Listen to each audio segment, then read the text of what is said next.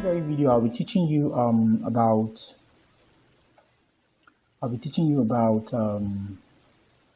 how to use a filter. Okay, there are several things you can achieve with the filter. We actually edited this image before, so wherever you have it, just go grab it and bring it and then grab this in also and bring it. Let's do this work together. So what I want to do is drag this layer into this layer, okay, and you drag this into this image and take it backwards so it becomes the background image. Now that's a very unique, beautiful work already, but we want to do a little more work. So come select the background, the lower layer, the layer 1, and Ctrl J to duplicate it. So we come to filter. We can do a number of things from here. For example, we can convert to smart object. We've done that before, so let's begin with that. Convert to smart object, and now let's go forward. We can do a number of things. We can do adaptive wide angle. We can do adaptive wide angle and adjust several things on this very image. We can just do a number of things, and of course we change the angle, so you can see that the angle of the image, the perspective of the image changes, and we can click OK to see what it renders to us. Now it changes the angle of the image entirely and all of that. So I want you to take your time and experiment that. You can also do a number of things. You can come right here and work on the camera raw. You can actually edit this image on a camera raw by just simply selecting camera raw, pressing Shift Ctrl A. So let's select the camera raw and see what we can do. But the camera raw is a color grading tool in Photoshop, which works more like the Lightroom. Okay, you have almost all the functions for color grading, color balancing, and all of that. You can adjust the temperature from here. Okay, you can adjust the temperature, you can adjust the exposure, you can adjust the highlights of the image, you can adjust the white, the shadows, you can adjust the texture and all of that. It is divided into categories. I want you to take your time and experiment with all of this. Okay, it's divided into categories. We have the curve. You can actually work on the curve. Here you can work on the shadows and you can work on them based on the colors. Also, you can balance them based on the RGB values. Okay, or generally we have the details, the sharpening, noise reduction. You can work also on the color mixer. You can work on each individual color like the reds, yellow, orange, greens, and all of that. You can adjust them individually and modify them accordingly. And so you just pick a specific kind of color and you can work alongside the saturation, the luminance, and the hue. So let's assume we want to desaturate the yellows completely. We'll just desaturate it this way, and there we go. We have this yellows desaturated. Since this image have more yellow, so that's why it's only the yellow that is responding. We can come here and color grade the midtones, the shadows, and the highlights. You can just come and walk around with them. Okay, you can work around with them. You can also balance what you're doing. You can work also on the highlights. You can work on the shadows and all of that. Once you're done and you have a very good result, you just click OK. You can come on the options. You can vignettes. Okay, you can vignette artificially from here. You can distort. You can also work on the geometry. You can work on the effects. You can add more greens and vignette, and you can also work on the calibration. So I advise you to take your time. There are also additional functions here. For example, you can pick specific regions on the image and edit them specifically and just add certain specific effects to them. Okay, you can also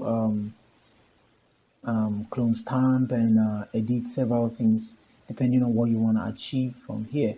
Okay, so I want you to take your time. You can also reset. You can save whatever you've done. You can save it. Okay, whatever setting, maybe you have a color grading you did for a particular picture. You can save it, and when you save it, it saves everything you've done. You give it a name, and you can reuse it anytime you intend to reuse it. Just choose a location to save it, and you can always load it. So if you intend to load an action, you just come to load an action, load settings, locate where it is. It must be an XMP files, .xmp file, and then you bring it back. We're going to do a practical session on this later, but I just want you to have an idea of what you can do. So let's click OK and commit that change to the layer, and you can see we have a different look entirely. Okay, so let's go forward. We have the lens correction. Take your time and look at it. We have the Liquify. For the Liquify, okay, let's see if we can work on the Liquify on this. Let's come to filter. and we want to liquify. You can achieve a number of things with the liquify, but I wouldn't want to take too much time on this, so let's work with the reconstruct tool and see what we can achieve with the reconstruct tool. Okay, all right, there are a number of things you can do. All right, that's not necessary. Is the Polka tool. Now you see what's happening, you see the effect.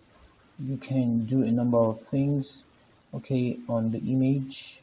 Just distort it, make it some unique image, and all of that. You can do a lot of things with these tools, okay. You can do a lot of things with this tool. All right, so that's it. Forward wrap also can do a number of things. So depending on what you intend to achieve, okay, this was the very one I was actually looking for. So let me cancel this and come back. So let's come to filter, liquify, and let's say we want to reduce the length of this or the height of this. You can easily reconstruct. You can use this tool for people with pot belly and you intend to reduce the size of the belly. You can just do that and boom, it's done. Okay, you can play around with that tool. There are several things you can do from there, and the vanishing points. Vanishing point also have several effects you can use with the vanishing point. So we will not be touching the vanishing point for today. I want you to take your time and master the vanishing point. Now you can come to the 3D. We've not been working on 3D so far, but you can also blur. Now you can blur. There's several blur effects. We've used one. We used a radial blur before. So let's try to use a Gaussian blur. Just make it a little blurry. We're going to work on the background in this time. So we'll come to filter, blur, and Gaussian blur, and then you just try to blur. It gives it a nice bouquet effect.